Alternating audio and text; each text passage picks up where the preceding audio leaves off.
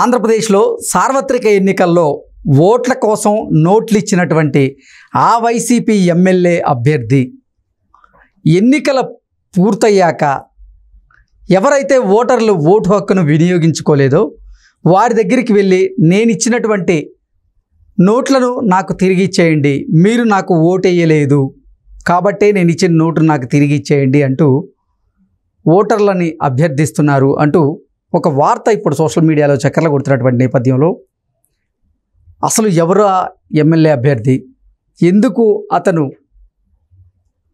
ఓటర్లకు ఇచ్చినటువంటి నోట్లను మళ్ళీ తిరిగి అడుగుతున్నారు అనే విషయాలను ప్రస్తావించేందుకు, వివరించేందుకు, మాట్లాడేందుకు ప్రస్తుతం మనతో పాటు ఉన్నారు టీడీపీ అధికార ప్రతినిధి సూర్యదేవర్ లత గారు. ఆవిడతో మాట్లాడు. లత గారు నమస్తే అండి. నమస్తే.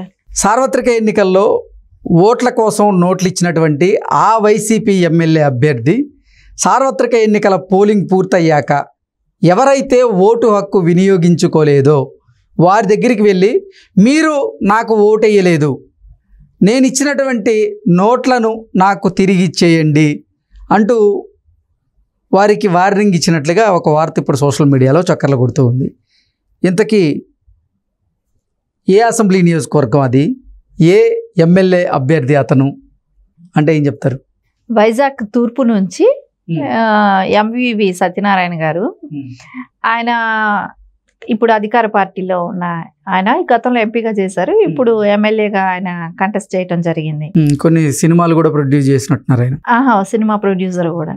ఆయన ఏం చేశారు, ఇప్పుడు అందరికి ఓట్ల కోసం డబ్బులు పంచడం జరిగింది.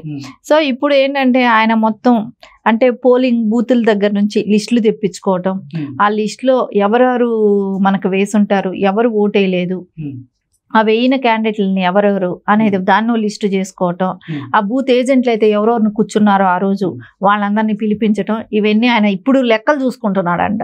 లెక్కలు చూసుకొని వాళ్ళని పిలిపించి ఆ డబ్బులు వసూలు చేసుకురావటానికి. అంటే అసలు ఎవరైతే ఓటు హక్కు వినియోగించుకోలేదో ఆ అసెంబ్లీ నియోజకవర్గ పరిధిలో వారి డేటాను సిద్ధం చేసుకొని ఆ డేటా ప్రకారంగా వాళ్ళలో ఎవరికైనా ఇతను గనక డబ్బులు పంచి ఉంటే ఆ డబ్బుల్ని వెనక్కి ఇచ్చేయాలి అన్నట్లుగా అతను వాళ్ళని డిమాండ్ చేస్తున్నట్లుగా కొన్ని వార్తలు వస్తున్నాయి. ఖచ్చితంగా అది చేస్తున్నాడు కూడా. ఎందుకంటే ఇప్పుడు వెళ్ళి వాళ్ళని ఇచ్చిన డబ్బుల్ని రిటర్న్ అడగటం అంటే వాళ్ళు వేసారో లేదో అనేది వీనికి ఒక డౌట్. ఆ డౌట్తో అంటే ఇప్పుడు ఏంటంటే ఎక్కడ చూసినా తెలుగుదేశం వస్తుంది, కూటమితో కలిపిన తెలుగుదేశం అధికారంలో వస్తుందని అన్ని సర్వేలు చెప్పటమే కానివ్వండి, మొన్న అమిత్ షా గారు కూడా చెప్పటం జరిగింది కదా, 9వ తారీఖు నారా చంద్రబాబు నాయుడు గారు ప్రమాణ స్వీకారం చేస్తారని కూడా చెప్పటం జరిగింది. 145 అసెంబ్లీ స్థానాలు వస్తాయి, పైగానే వస్తాయి, 23 పార్లమెంట్లు వస్తాయని కూడా వాళ్ళు చెప్పటం జరిగింది. సో దీని అన్నిటి దృష్ట్యా వాళ్ళకి ఏంటంటే ఇప్పుడు ఎక్కడ చూసినా మేనియా ఉంది. జగన్మోహన్ రెడ్డి వెళ్ళిపోవటమే కానివ్వండి, ఇంకొంతమంది ఉన్న ఎమ్మెల్యే క్యాండిడేట్లు అందరూ కూడా భయపడటమే కానివ్వండి, వాళ్ళందరూ ఎక్కడ మీడియాలో వచ్చి మాట్లాడినా కూడా అభద్రతా భావంతో ఉండటమే కానివ్వండి, ఇవన్నీ చూస్తుండే కొద్దిగా ఆయనకు ఒక భయం అనేది స్టార్ట్ అయింది. ఆయన కూడా గెలవమని ఒక డిసైడ్ అయ్యాడు. దానికోసం నేను ఇచ్చిన డబ్బులు రిటర్న్ తీసుకోవాలి అనే ఆలోచనలో ఉన్నట్టున్నాడు. ఎవరిస్తారండి డబ్బులు?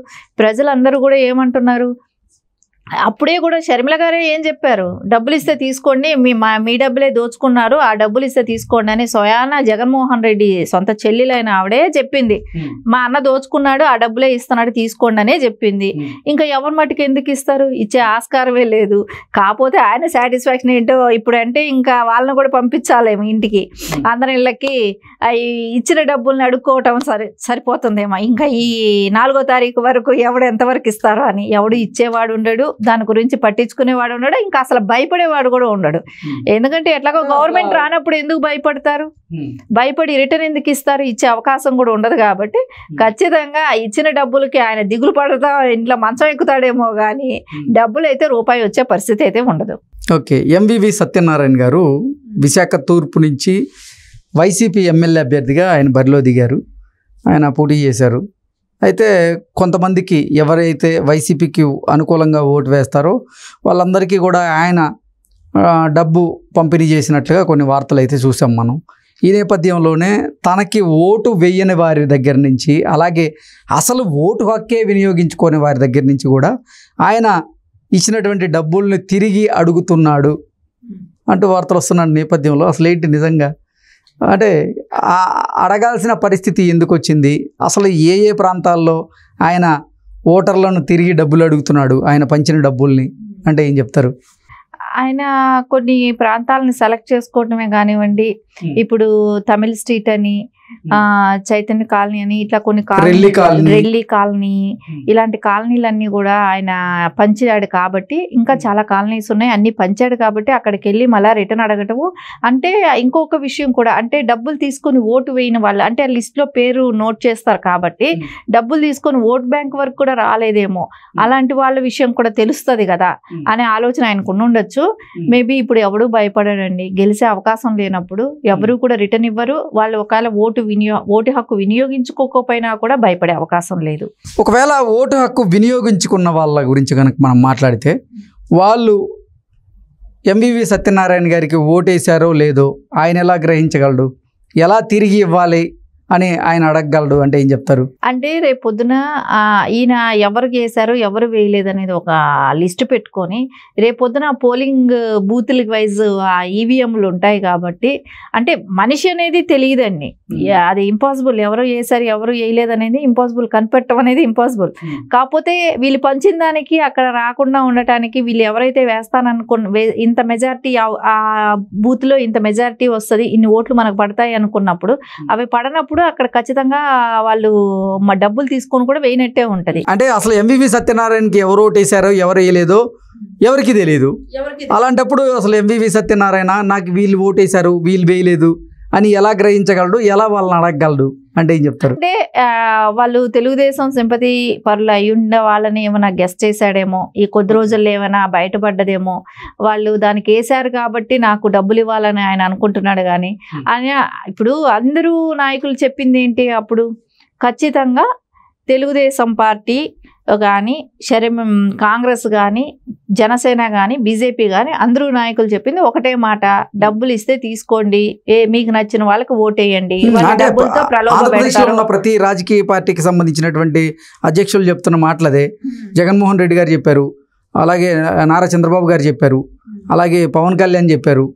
ఈవెన్ మీ దగ్గరికి ఎవరైతే వస్తారో, ఎవరైతే వచ్చి మిమ్మల్ని ప్రలోభాలకి లోన్ చేస్తారో, మీకు ఎవరైతే డబ్బులు ఇస్తారో ఆ డబ్బులు తీసుకోండి, మీరు ఒకసారి ఆలోచించుకొని మీ భావితరాలకు మంచి జరగాలంటే ఏ పార్టీ అధికారంలోకి వస్తే మంచి జరిగిద్ది అనేది ఆలోచించి ఓటేయండి అంటూ కూడా ప్రతి ఒక్క పార్టీకి చెందినటువంటి అధ్యక్షులు గారు కూడా పిలుపునిచ్చారు.